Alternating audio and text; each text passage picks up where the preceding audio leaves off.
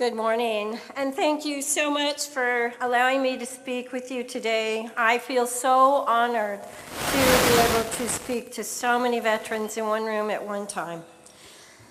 And at the risk of being redundant, I really think it's important to continually recognize all of our active military and veterans from all of the different branches of the military in all of the different encounters that they've had over the years. Some of these may have actually been forgotten or looked over.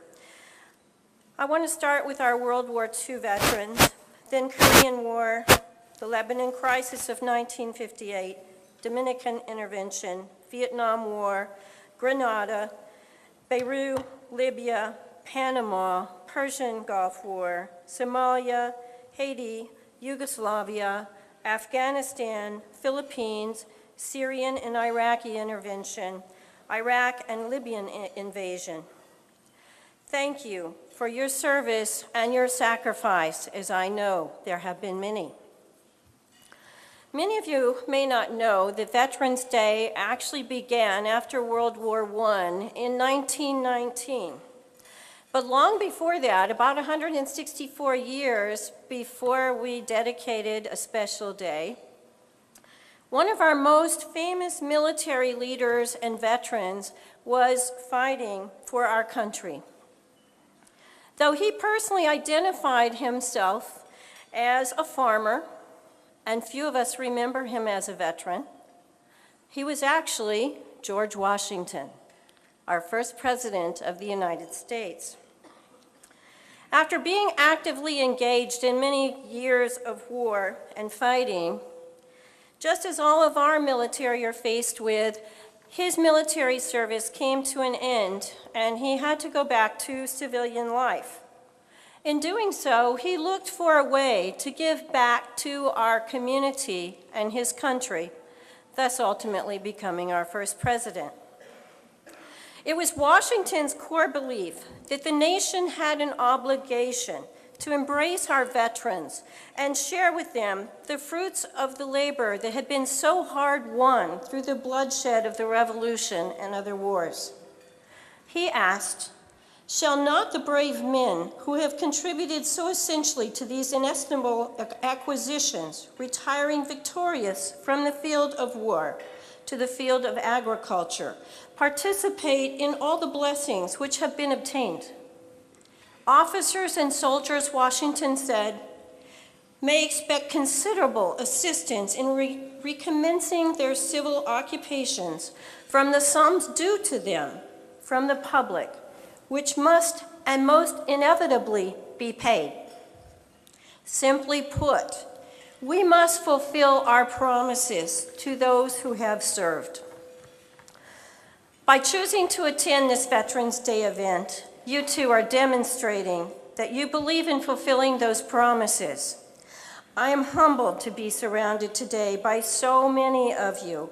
I'm blessed to have been invited here today by Veterans Cable, an organization that is deeply committed to giving back to our veterans, and to be blessed as the CEO and founder of our own organization that also has been deeply blessed and committed to helping many, many veterans.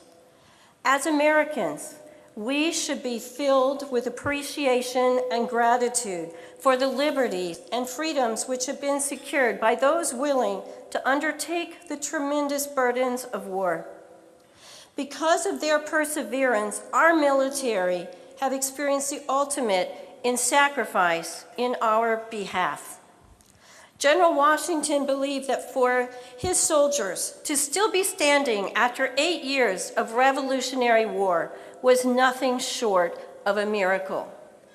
Yet, we have many of our soldiers today that have been through multiple combats and been for multiple tours of duty. How then can we not expect our returning servicemen and women to get anything less than what Washington professed in his day that we owe our service people? Think of the veterans who have witnessed the horrific acts of war and how they must find ways to deal with it today. The needs of the Continental Army soldier from centuries ago were not so different from the needs of our veterans today. Our veterans need training for jobs that apply to civilian occupations and incomes. Our veterans need to be welcomed home with a commitment to their physical and emotional healing.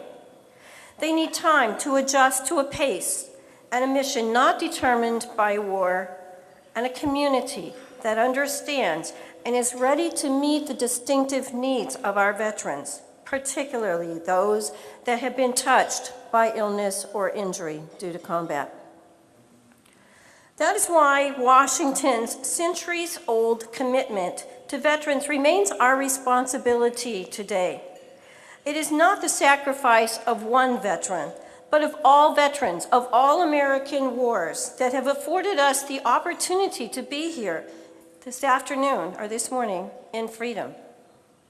And it is the reason we continue to fight for better, more fulfilling lives for our military veterans and their families, day in and day out, which is not just an obligation, but also an outstanding debt of honor and our sacred duty as Americans. Every man and woman fortunate enough to live here as a free American, every person who has sought refuge within our borders, they have done so at the cost of a veteran's sacrifice. Today on Veterans Day, we honor the fallen, but we also honor those fortunate enough to make it home. For every serviceman and woman who pays the ultimate price, we have 10 others that come home that have been wounded. There are so many programs today across the country to help our veterans transition to the path of a successful civilian life. Yet still, no challenge could be greater than making that transition. I've never worn the uniform. I've never had to be away from my family and friends for years, months at a time. I've never been wounded in battle. I've never worn combat boots or eaten MREs. I've never had to shoot at an enemy or hold a dying friend in my arms. I have no idea what you have experienced. Your fear, your bravery, your suffering, your survival. I know nothing of what you know. These are sobering thoughts on Veterans Day, a time when far too many American veterans are homeless on the streets of our cities or struggling in isolation from the scars of combat. Today, I ask you, as we honor veterans, to remember the promises made to men and women who were and are willing to give their lives to defend your families and the way of life that we enjoy today. I am proud to be an American. It is our freedoms that were won and defended by our veterans, the men and women who put our country before themselves. Veterans stood up when the country needed them, and now it's our turn to stand up for them. I feel it is an honor to serve my country, and I do that today, but not in the military, but by helping veterans every day through our amazing service dogs. They are able to bring veterans peace and healing, even making them whole again. For those that have lost arms and legs, our dogs can take over the tasks that they cannot do without their limbs. Our dogs can pick up dropped items. They can open and close doors. They can turn on and off lights. Imagine a life that you were not able to do that. Things that we take for granted every day.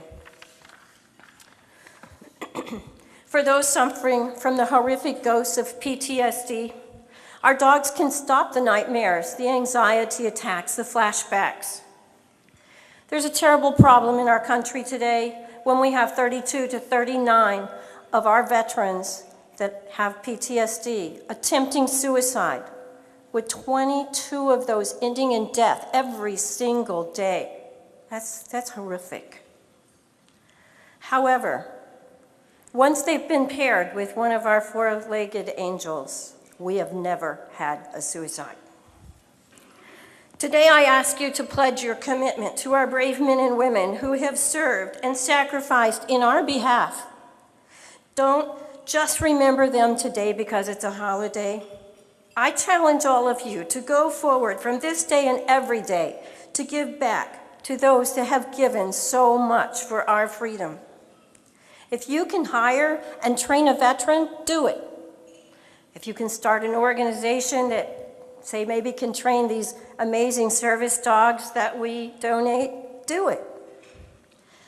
If you have any God-given gift, give it. If you can't do something like that, then support those who can by volunteering or donating your dollars to organizations like ours that work 7 days a week to give back in your behalf for our freedoms.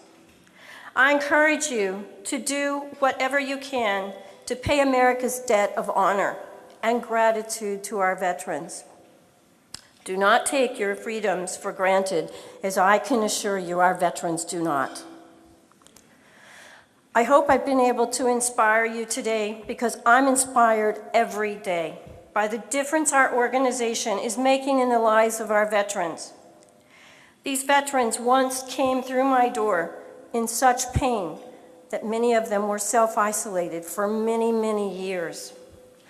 And others came through my door so broken that they had had multiple suicide attempts before coming to us.